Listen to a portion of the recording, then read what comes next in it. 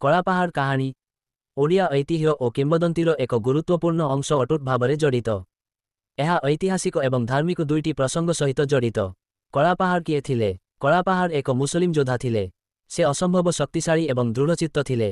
ମାନାଯାଏ ଯେ ତାଙ୍କ ଆସଲ ନାମ କାଲା ଚନ୍ଦନ ଥିଲା, ଯିଏ ଏକ ହିନ୍ଦୁ ବ୍ରାହ୍ମଣ ଥିଲେ। ତେବେ ପରେ ସେ ଇସଲାମ ଧର୍ମ ଗ୍ରହଣ କରି କଳାପାହାଡ଼ ନାମରେ ପରିଚିତ ହେଲେ।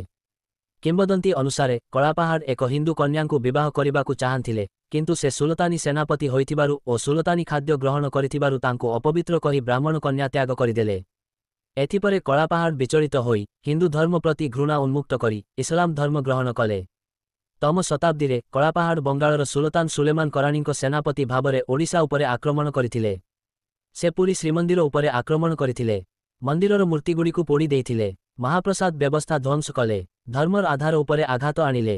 କଳାପାହାଡ଼ଙ୍କୁ ଓଡ଼ିଆ ଲୋକମାନେ ଧର୍ମଦ୍ରୋହୀ ଭାବେ ଦେଖନ୍ତି। ତାଙ୍କ ନାମ ଏପର୍ଯ୍ୟନ୍ତ ଓଡ଼ିଆ ଧାର୍ମିକ ଚେତନାରେ ଏକ ଅଭିଶାପର ସମାନ।